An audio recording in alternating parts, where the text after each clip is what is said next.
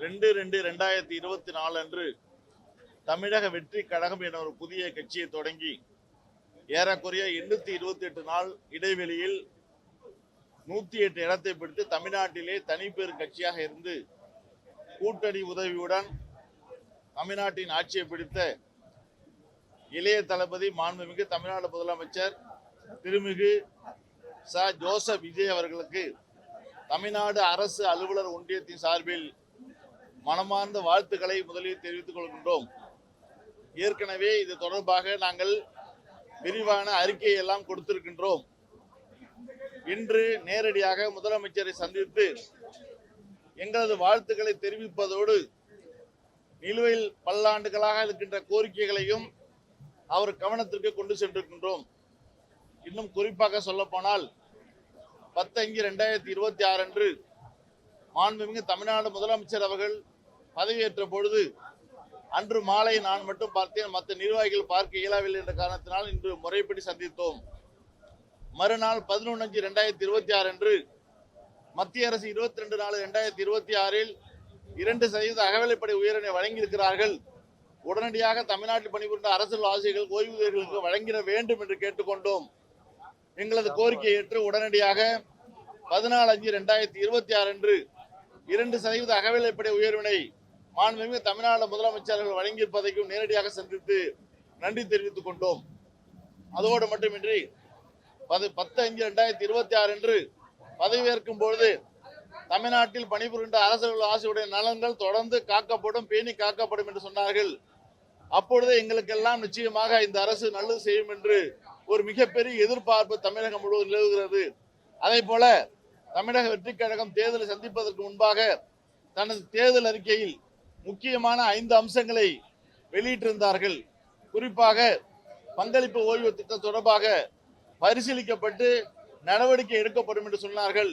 அதை முழுமையாக ரத்து செய்திட வேண்டும், பழைய ஓய்வு திட்டத்தினை அறிவித்திட வேண்டும் என்ற கோரிக்கையை நாங்கள் முதலமைச்சர் கவனத்திற்கு கொண்டு சென்றிருக்கின்றோம்.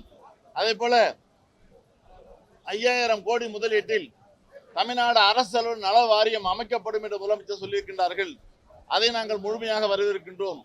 அதே போல 5 ஆண்டுகள் பணிபுரிந்தால் தற்காலிக பணியாளர்கள் எல்லாம் பணி நிரந்தரம் செய்யப்படுவார்கள் என்ற கோரிக்கையும் நாங்கள் முழுமையாக ஏற்றுக்கொள்கின்றோம். அதே போல மத்திய அரசு தனது 8வது ஊதிய குழு அமல்படுத்தும் போது அதை நிச்சயமாக தமிழ்நாட்டில் பணிபுரிந்த அரசு ஆசிரியர்களுக்கும் நாங்கள் அமல்படுத்துவோம் என்று சொன்ன விஷயத்தையும் நல்ல நிகழ்வாக நாங்கள் பார்க்கின்றோம்.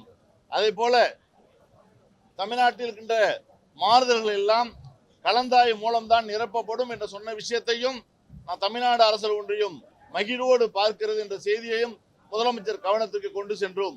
அதோடு மட்டுமின்றி 10 முக்கியமான வாழ்வாதார கோரிக்கையும் முதலமைச்சர் கவனத்திற்கு கொண்டு சென்றிருக்கின்றோம்.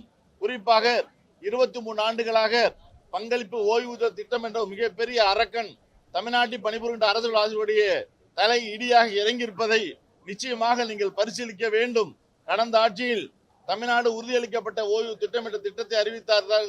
அதில் கூட சில நடைமுறை சிக்கல்கள் இருக்கிற காரணத்தினால் முழுமையாக ரத்து செய்துவிட்டு எங்களுக்கு பழைய ஓய்வு திட்டத்தை அமல்படுத்துவதோடு ஏற்கனவே 7 மாநிலங்கள் அமல்படுத்தப்பட்டிருக்கிறது. 8வது மாநிலமாகவும் தமிழ்நாடு பங்கு பெற வேண்டும் என்ற கோரிக்கையை நாங்கள் முன்வைத்தோம். நிச்சயமாக பரிசீலிப்பதாக கூறியிருக்கின்றார்கள். அதே போல பல்வேறு கோரிக்கைகள் கடந்த ஆட்சியில் அகவிலைப்படி உயர்வானது நிறுத்தி வைக்கப்பட்டிருக்கிறது. இந்த அகவிலைப்படி உயர்வினையும் வழங்கிட வேண்டும் என்ற கோரிக்கை நாங்கள் முன்வைத்திருக்கின்றோம். அதே போல மருத்துவ காப்பீடு திட்டத்தில் பல்வேறு குளறுபடி நிலவுகின்ற காரணத்தினால் எந்த செலவினமும் அரசுக்கு ஏற்படாமல் அதை முழுமையாக அரசே ஏற்று நடத்திட வேண்டும் என்ற கோரிக்கையும் நாங்கள் முன்வைத்திருக்கின்றோம்.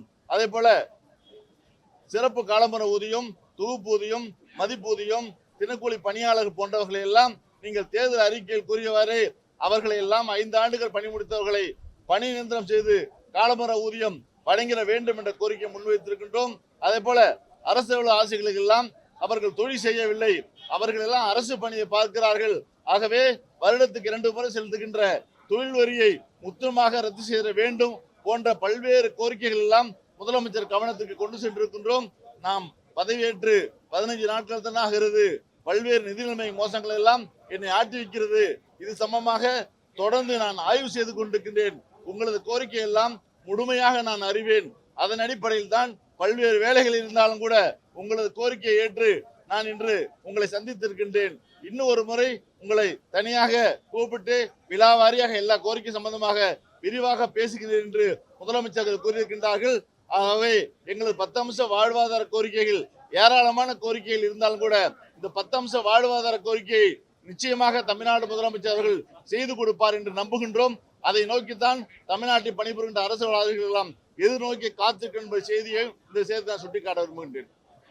அமிர்தகுமார், மாநில தலைவர், தமிழ்நாடு அரசு அலுவலர் ஒன்றியம்.